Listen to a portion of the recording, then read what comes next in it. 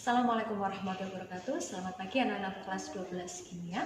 Tetap semangat mengikuti pembelajaran secara online. Dan satu lagi, semoga kalian merindukan laboratorium kimia industri di SMK Negeri 1 Demak. Kompetensi dasar yang kita pelajari di awal pembelajaran tentang pengoperasian proses destilasi. Minggu kemarin sudah Bu Novi singgung apa itu destilasi. Destilasi itu proses pemisahan campuran berdasarkan perbedaan titik didih. Dan di sini nanti kita mempelajari 4 macam destilasi. Ada destilasi sederhana, destilasi vakum, destilasi uap, dan destilasi fraksionasi. Dan ini yang ada di belakang Bu Novi ini adalah peralatan untuk destilasi uap ya, dan skalanya sangat besar ini destilasi uap. Kita juga punya alat untuk destilasi uap tapi yang skalanya kecil. Ini cukup untuk 5 kilo bahan, tapi yang ini skalanya sangat besar. Ini bisa untuk bahan dengan kapasitas 1 ton. Penjelasan lebih lanjut tentang destilasi dan keempat jenisnya itu akan Bu Novi terangkan melalui slide PowerPoint setelah video ini. Kalian boleh bertanya, ya cuma diskusi kita lakukan di Google Classroom kelas kalian masing-masing. Assalamualaikum warahmatullahi wabarakatuh. Anak-anakku kelas 12 kimia. Kali ini akan Bu Novi coba menerangkan tentang proses destilasi. Seperti yang kemarin Bu Novi sampaikan, bahwa destilasi adalah pemisahan campuran berdasarkan perbedaan titik didih atau berdasarkan perbedaan kecepatan atau kemudahan suatu zat itu menguap. Tingkat kemudahan menguap itu sering disebut sebagai volatilitas. Jadi, kita bisa memisahkan bahan suatu campuran itu dengan proses destilasi. Syaratnya kedua bahan tersebut harus memiliki titik didih yang berbeda.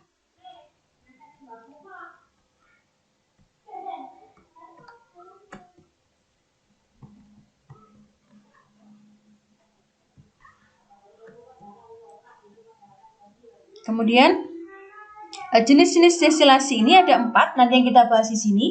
Ada destilasi sederhana, destilasi bertingkat, destilasi uap, dan destilasi vakum. Ya, kemudian prinsip kerja dari destilasi sendiri, yang pertama, campuran zat tersebut kita didihkan karena titik didih berarti kita butuh panas di sini untuk membuatnya menguap. Kemudian setelah campuran tersebut kita didihkan, ketika sudah mencapai titik didihnya akan terjadi proses penguapan. Setelah terjadi proses penguapan, akan mengalami proses kondensasi atau sering disebut sebagai perubahan dari fase gas ke fase cair. Kemudian prinsipnya di sini, zat dengan titik didih yang rendah itu akan menguap terlebih dahulu. Jadi misalkan ada 2 zat, satu titik didihnya 100 derajat Celcius, yang satu titik didihnya 70 derajat Celcius, otomatis yang menguap terlebih dahulu adalah yang titik didihnya 70 derajat Celcius. Ya. Kemudian di dalam proses destilasi ini terjadi proses perpindahan massa. Yang dimaksud adalah terjadi transfer massa dari campuran itu berpindah ke destilat. Jadi yang awalnya ada campuran A dan B mungkin berisi 50%, ketika terjadi proses destilasi akan terjadi perpindahan massa. Artinya di campuran tadi itu tidak 50% lagi, tetapi akan berubah karena massanya berpindah dari campuran ke destilat atau hasil dari destilasi. Ya. Prinsip yang terakhir, terjadi proses pemisahan zat otomatis karena memang tujuan kita adalah memisahkan suatu campuran. Kemudian kita bahas mulai dari destilasi sederhana. Kalian perhatikan gambar yang ada di layar kalian. Ini adalah rangkaian alat ketika kita melakukan proses percobaan destilasi sederhana. Ya, sekarang Bu Novi bahas. Perhatikan angka 1 itu adalah jaket pemanas. Ya, dia menghasilkan panas. Kemudian nomor 2 yang berwarna orange itu adalah campuran yang mau kita pisahkan atau yang mau kita destilasi. Kemudian nomor 3 itu adalah labu destilasi. Kemudian nomor 4 itu adalah kondensor. Kondensor mempunyai fungsi untuk merubah fase gas menjadi fase cair. Ya. Kenapa suatu kondensor bisa merubah? Karena lihat nomor 5 dan nomor 6. Nomor 5 itu adalah arah aliran air yang keluar dari kondensor. Nomor 6 itu adalah arah aliran masuk kondensor. Jadi di luar kondensor ini dikelilingi oleh air pendingin. Nah, karena ada air pendingin inilah ketika uap masuk di dalam kondensor akan terjadi perubahan fase. Kemudian nomor 7 adalah Erlenmeyer, alat yang kita gunakan untuk menampung hasil dari destilasi. Nomor 8 itu adalah destilat atau hasil dari proses destilasi, ini disebut sebagai destilat. Kemudian arah prosesnya itu campuran yang di nomor 2 tadi itu kita panaskan. Ketika sudah mencapai pada titik didihnya, bahan yang mempunyai titik didih lebih rendah akan menguap terlebih dahulu. Ya, jadi dia naik ke atas, itu uapnya masuk ke dalam kondensor. Nah, di dalam kondensor seperti yang Bu Novi bilang tadi, karena kondensor ini dikelilingi oleh air pendingin, ya, otomatis gas dengan suhu yang panas tadi akan mengalami penurunan suhu. Karena mengalami penurunan suhu, sehingga dia berubah fase dari fase gas menjadi fase cair. Nah, baru ditampung sebagai destilat. Ya, jadi inilah prinsip kerja dari proses destilasi sederhana. Ya.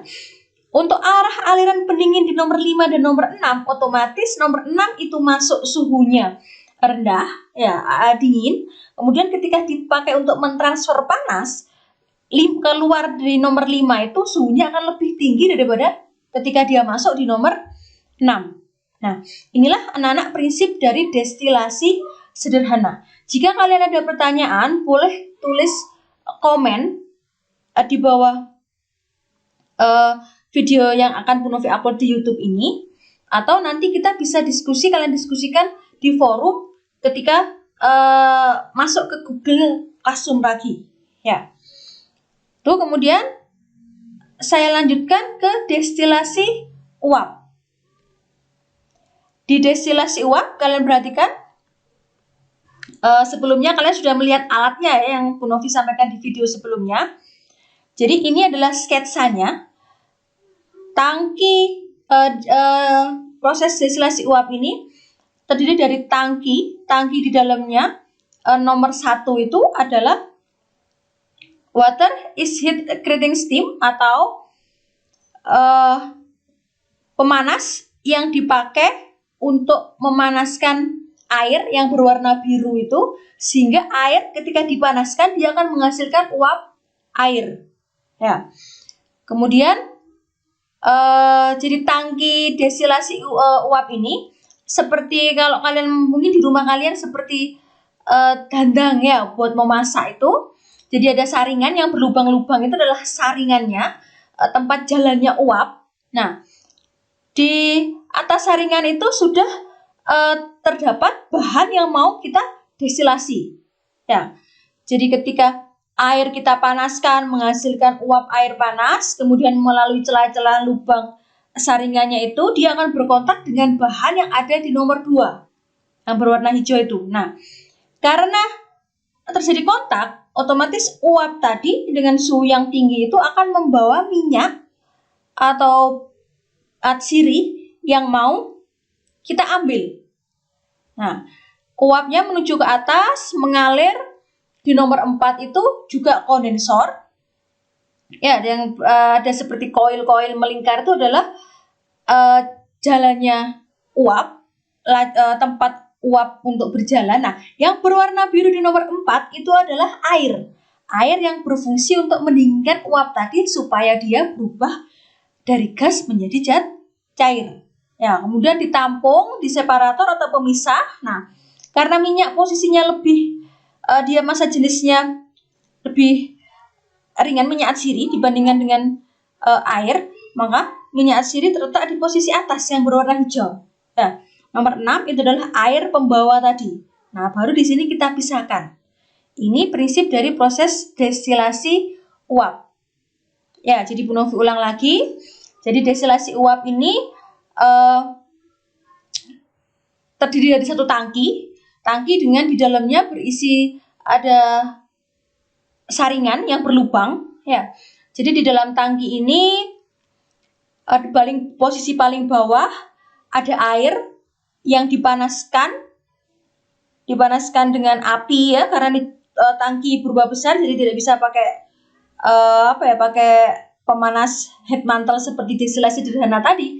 Jadi pakai api gas, kemudian api ini berfungsi untuk memanaskan air, menghasilkan steam. Kemudian steam yang dihasilkan akan melewati lubang-lubang saringan itu berkontak dengan bahan di nomor 2 ya. Kemudian karena terjadi kontak, steam atau uap air panas ini membawa zat yang mau kita ambil, kemudian menuju masuk ke dalam nomor 4 yaitu kondensor. Nah, di dalam kondensor sudah dikelilingi oleh air pendingin. Kemudian jadi ketika uap masuk ke kondensor, dia akan mengalami perubahan fase dari fase gas menjadi fase cair. Kemudian ditampung di separator atau pemisah. Nanti otomatis minyaknya akan berada di atas, ya, airnya akan berada di bawah. Nah, ini prinsip dari destilasi uap. Destilasi uap ini aplikasinya itu untuk mengambil minyak atsiri, ya, baik itu di daun sirih, di minyak cengkeh, kemudian ada juga minyak dilem, ya. Ini prinsip pengoperasiannya, pemisahannya pakai destilasi uap. Kenapa harus destilasi uap? Karena titik didih minyak ini melebihi 100 derajat Celcius. Jadi kalau kita mengambilnya perlu bantuan steam yang suhunya lebih tinggi dari 100 derajat Celcius.